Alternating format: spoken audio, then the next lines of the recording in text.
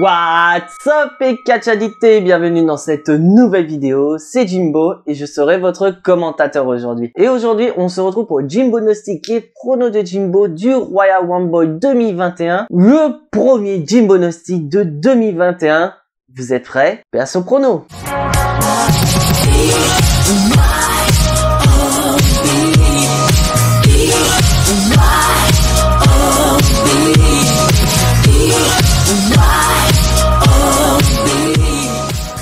Le Royal Rumble 2021. La route vers WrestleMania est officiellement ouverte. Un Royal Rumble qui peut faire peur pour beaucoup de fans, car on a vraiment, en règle générale, la magie du Royal Rumble. Les fans, mais cette année, les fans ne sont pas là. On aura des fans virtuels du Thunderdome tout simplement, avec un Kevin Dunn. Ça y est, j'ai retenu le gars, Kevin Dunn, qui va s'occuper, voilà, de la sono. Et j'ai bien peur que le retour de certains catcheurs ou catcheuses, risque d'être un peu gâché, parce que pour moi, il n'y a pas la magie des Royal Rumble moment, donc c'est-à-dire les fans, qu'on ait vraiment les fans surexcités d'un retour, comme on a eu l'année dernière avec Edge, ou même les années précédentes. Et que là, on se retrouve avec un public virtuel qui est tout à fait robotique, avec un Kevin Dunn et des modérateurs qui nous disent ouais, quand il y a un I, faites bouh, et quand vous avez un babyface qui arrive, pardon, vous dites yes. Je sais pas quoi dire. Mais on commence, voilà, par un match, voilà, qui pour moi pourrait être le kick-off, qui n'est pas encore annoncé. Je dirais pourquoi pas Bobby Lashley contre Riddle pour le titre des États-Unis, parce que pour ceux qui n'ont pas regardé Riddle a battu Hurt Business pour gagner son opportunité. Et dans ce match, je vais pronostiquer Riddle nouveau champion des États-Unis. Mais attention, on va protéger Bobby Lashley. En effet, je vois bien Bobby Lashley venir avec tout le monde du Hurt Business. Donc, qui dit Hurt Business, qui dit Cedric Alexander et Shelton Benjamin. Et on sait très bien que les deux, ils se tapent sur la gueule depuis un moment. Donc pourquoi pas Shelton Benjamin et Cedric Alexander distraient Bobby Lashley, et ce qui permet à Riddle de remporter le match. Donc au final, on aura un nouveau champion, mais un Bobby Lashley protégé. Maintenant, on passe à la carte principale. Donc on va commencer par les femmes, honneur aux dames, mais c'est pas vraiment une honneur. Le match féminin par équipe, Asuka et Charlotte Flair contre Nia Jax et Shayna Baszler. Déjà, je ne comprends pas pourquoi WWE nous met Shayna Baszler et Nia Jax alors que ces dernières sont en rivalité avec Mandy Rose et Dana Brooke. Et surtout que de l'autre côté des championnes, on a Charlotte Flair qui est en rivalité avec Lacey Evans. Donc pourquoi pas déjà faire ce match. Et en plus, Lacey Evans et Peyton Royce ont déjà battu les championnes. Donc théoriquement, c'est censé leur ouvrir un match de championnat. Mais WWE n'a pas décidé ça. Donc moi, je vais faire mon pronostic rapide. Je pronostique un changement de titre. Nouvelle championne, Nia Jax et Shayna Baszler. Pourquoi? Parce que tout simplement, je m'en fous de ce titre par équipe. Parce qu'au début, je pensais que Charlotte Flair, en revenant à la TLC, allait redonner du punch à la division féminine de Raw qui est en mode panique totale. Mais au final, c'est pas le cas. Tu nous fais une rivalité en solo alors qu'elles sont en équipe. Et même en soi, l'équipe, tout le monde s'en fout, quoi. On a Asuka qui est là, ok, c'est bien. Mais elle est juste là comme second plan, juste pour mettre en avant les pouvoirs surnaturels d'Alexa Bliss. Et que Charlotte, d'un autre côté, elle est en rivalité avec Lacey Evans. Donc, elles sont championnes par équipe, mais elles font leur chemin de leur côté. C'est pas ça une division par équipe pour moi.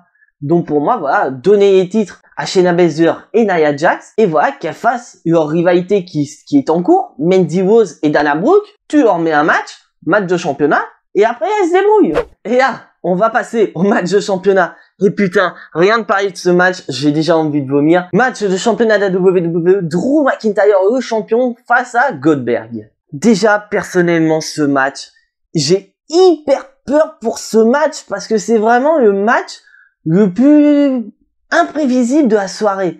Parce qu'on a tellement de facteurs en jeu, on pourrait très bien avoir un Drew McIntyre toujours champion, Goldberg champion, ou le Miz qui cachine sur l'un des deux. Donc il y a tellement d'interrogations, et vous allez me dire, oui mais Jimbo, Goldberg, il peut très bien mettre Drew McIntyre en avant. Oui, je veux qu'il fasse ça, mais le problème, c'est que c'est Goldberg. C'est le mec, c'est la légende la plus imprévisible de l'histoire de la fédération. Et entre nous, vous avez déjà vu Goldberg mettre un catcheur en avant? Moi, pas du tout. Ces dernières années, pas du tout. Il y a Superstar qui dégraisse un catcheur plutôt que l'élever au niveau. Donc, au lieu de faire évoluer, il le fait régresser. Et c'est ça que je reproche à Goldberg. Et là, le problème, c'est qu'il y a tellement d'enjeux là, parce que là, j'ai peur que WWE fasse les mêmes conneries que l'année dernière. Bon, je vous explique. C'est que l'année dernière, on était censé avoir un WrestleMania avec des fans. Malheureusement, ça s'est transformé à un WrestleMania au Performance Center. Mais cette année, c'est l'inverse. On peut passer d'un public virtuel du Thunderdome à un véritable public. Un public limité, mais un public quand même. Et WWE s'est lancé un objectif qui est de battre le Super Bowl. Donc, c'est-à-dire d'accueillir plus de fans que le Super Bowl ne va accueillir pour son événement. Donc, WWE, notamment Vince McMahon, s'est dit, voilà, pour tout simplement battre le Super Bowl, faut faire vendre WrestleMania. Et faire vendre WrestleMania, c'est-à-dire faire ramener des catcheurs qui ont de la star power. Ramener les part-timers. Et donc, les part-timers, donc on a déjà du Goldberg, on a John Cena qui a confirmé, on a probablement du The Rock, et on a probablement Undertaker qui sortira de sa retraite. Donc, il fait jouer ses star power. Et donc là, qui dit star power, qui dit, on a peut-être des chances que WWE refasse ses conneries d'année dernière, c'est-à-dire de faire perdre Drew McIntyre au profit de Goldberg, pour que Goldberg soit l'élu, qui puisse apporter WrestleMania, qui va permettre à WWE de vendre son billet, parce que, sachant que WrestleMania aura lieu sur 2 nuits, donc qui dit ramener des star power, qui dit de pouvoir les dispatcher aux 4 coins des 2 soirées. Et c'est ça qui est emmerdant. Et c'est ça que beaucoup de fans ont peur d'avoir un Goldberg champion, de sacrifier Drew McIntyre, qui est là depuis tant de temps, que WWE ont travaillé sur lui pendant plus d'1 an et demi pour qu'il soit au top de la fédération, que ce 2020 est son année, pour qu'au final, WWE décide tout simplement de cracher au visage de Drew McIntyre en lui faisant perdre en même pas 2 minutes. Et c'est ça le problème. Donc, dans un raisonnement purement économique, Goldberg sera le choix de la WWE. Mais, moi, dans mon truc foufou, je dirais que Goldberg, ok, qui gagne le titre, mais qu'on ait, pourquoi pas, une petite surprise nommée à mallette Money in the Bank. Pourquoi pas The Miz qui va cash in sur Goldberg et qu'on se retrouve avec The Miz contre Drew McIntyre à WrestleMania. Personnellement, c'est ce que je veux. Parce que pour moi, le Miz, il est plus méritant que Goldberg. Le Miz, il y a tout le temps, il fait des belles promos, il nous rappelle qu'il est Mr. Money in the Bank, qu'il a une arme, voilà, qui peut lui permettre d'être champion de la WWE à tout moment, plutôt qu'un Goldberg qui n'est jamais là, qui d'ailleurs, comme Drew McIntyre le dit, son arme la plus fatale, ce sont les retours. Le mec, à chaque retour qu'il fait, il affronte un champion et il le bat. Donc c'est ça le truc. Mais pour moi, en tant que catch addict que je suis, je pronostique Drew McIntyre champion de la WWE et qui va, grâce à sa victoire contre Goldberg, évolue encore plus pour vraiment représenter un obstacle de taille pour le gagnant du Royal Rumble masculin. Prochain match, Kevin Owens contre Roman Reigns, le chef tribal pour le titre de champion universel. Alors là, ce match, je suis plus attiré par ce match-là que le match précédent. Parce que, au moins, à la différence de l'autre, c'est qu'il y a vraiment du storyline. Où au début, on part sur un Roman Reigns contre Adam Pearce, mais que Adam Pearce use de ce que n'a pas Roman Reigns, c'est-à-dire du pouvoir, pour faire venir Kevin Owens. Et en plus, ajouter un Last Man Standing match, donc un match où il n'y a pas de disqualification, tout sera permis, donc on peut vraiment atterrir sur une bagarre pure et dure, et pourquoi pas Kevin Owens qui pourrait, pourquoi pas, gagner le titre universel. C'est ce que WWE nous fait espérer. Mais entre nous, je ne pense pas que Kevin Owens va battre Roman Reigns pour le titre, dont je pronostique Roman Reigns champion universel, mais j'aimerais bien voir un Roman Reigns qui gagne clean, qui se dit voilà, je suis chef de table et pas pour rien. Parce que personnellement, les interventions de Jey Uso, j'en ai ras-le-bol. Donc si il doit y avoir des interventions, je dirais peut-être pourquoi pas Jimmy Uso et Jey Uso en même temps, l'un contre l'autre. Et au dernier moment, on a Jimmy Uso qui se retourne contre Kevin Owens, qui rejoint donc la famille et qu'on ait enfin ce clan qu'on espère avoir, le clan heel à SmackDown, c'est-à-dire Roman Reigns en chef et Jey Uso en tant que pion du chef tribal. Ça pourrait être une très bonne idée. Et pourquoi pas, avoir un clan hyper puissant avec Roman Reigns champion universel et Jey Uso champion par équipe. Ça peut être une très bonne idée. Et là, on passe aux 2 éléments principaux de la soirée. Il y a 2 Royal Rumble matchs. Il y a 2 Royal Rumble qui offrent il y a possibilité à un catcheur ou une catcheuse de combattre dans un main event de WrestleMania pour un match de championnat. Donc, on va commencer par le Royal Rumble masculin parce que mon préféré, je pense que cette année sera le Royal Rumble féminin. Donc allez, c'est parti. On commence par le Royal Rumble masculin. D'ailleurs, pour information, je vous ai fait plusieurs vidéos ces dernières semaines sur les favoris et favoris du Rumble et des simulations Royal Rumble sur 2K20. Donc allez les voir, je vous mets les liens en description. Donc franchement, sur ce match, comme pour le prochain, je vais vous donner donc mon choix. Je vais vous donner mon choix possible avec un retour et les retours que j'attends dans les Royal Rumble. Donc déjà, je vais commencer par le choix qui pour moi semble logique par rapport aux catcheurs qu'on a déjà sur la liste des participants. Donc moi, je vais miser sur une victoire de Daniel Bryan. Donc pourquoi Daniel Bryan? Parce que tout simplement, Daniel Bryan, c'est vraiment un catcheur qui rappelle l'effet du Royal Rumble, qui rappelle l'effet de sa carrière en disant « Oui, j'ai tout accompli à la fédération, mais j'ai pas gagné le Royal Rumble. Donc je veux gagner le Royal Rumble, aller dans le main event de WrestleMania et de le gagner. » En soi, l'idée de la WWE, c'est génial. Et pourquoi pas gagner le Royal Rumble et d'aller taper Roman Reigns avec le top heel de SmackDown contre le top babyface de SmackDown. Ça pourrait être sympa, sachant que Daniel Bryan et Roman Reigns ne se sont jamais affrontés dans le cadre d'un match de championnat. Ils se sont toujours affrontés avec des enjeux, etc., autres que les matchs de championnat, notamment à Fastlane en 2015, où Roman Reigns et Daniel Bryan s'affrontaient pour affronter Brock Lesnar à WrestleMania. Mais sinon, il n'y avait aucun titre en jeu entre les deux. Donc, ça pourrait être assez sympa. Et pourquoi pas faire revenir Daniel Bryan à l'époque de 2014-2015 où il était vraiment à l'apogée de sa carrière. Donc maintenant, je vais passer au deuxième choix. Donc, ce serait un retour. Et pour moi, vraiment, j'ai vu tous les favoris, tous les catcheurs potentiels. Et pour moi, c'est le seul catcheur qui peut avoir une rivalité aussi bien avec le champion de la WWE qu'avec le champion universel. Il s'agit de la bête incarnée Brock Lesnar. Donc je m'explique. Pourquoi Brock Lesnar en tant que vainqueur du Royal Rumble serait sympa? Parce que déjà on n'a pas vu Brock Lesnar depuis plus d'un an. Et donc on est à l'approche de WrestleMania. Brock Lesnar fait vendre. Vince McMahon a juste à signer un petit chèque, Brock Lesnar arrive et il fait vendre. Donc pourquoi pas Brock Lesnar qui va remporter le Rumble, qui, s'il va affronter Drew McIntyre, il peut sortir l'idée, voilà, tu m'as battu l'année dernière pour le titre de la WWE, cette année ça va changer, car c'est toi le champion et moi le challenger. Et c'est parti. Et de l'autre côté, et je pense que ce serait le meilleur choix, ce serait qu'il aille affronter le champion universel Roman Reigns avec Paul Heyman qui est au centre de tout ça. Donc par rapport, souvenez-vous, à une rivalité entre Brock Lesnar et CM Punk il y a quelques années, où Paul Heyman avait expliqué pourquoi il a trahi CM Punk, que CM Punk ne valait plus rien et que Brock Lesnar était le futur.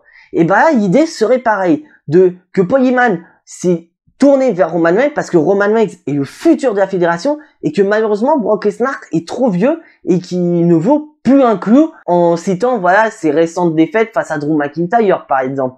Et ça pourrait être une très bonne idée. Et pour moi, c'est le seul retour que je veux voir.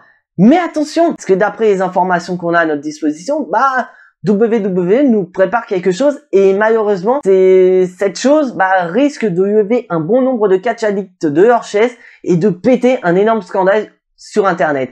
Donc le scandale, ce que moi je pense, ce serait que Drew McIntyre conserve son titre face à Goldberg, que Goldberg entre dans le Rumble et qu'il remporte le match pour affronter Roman Reigns pour qu'on ait le match Spear contre Spear qu'on aurait dû avoir l'année dernière. Et franchement, si c'est le cas, franchement, j'aurais du mal.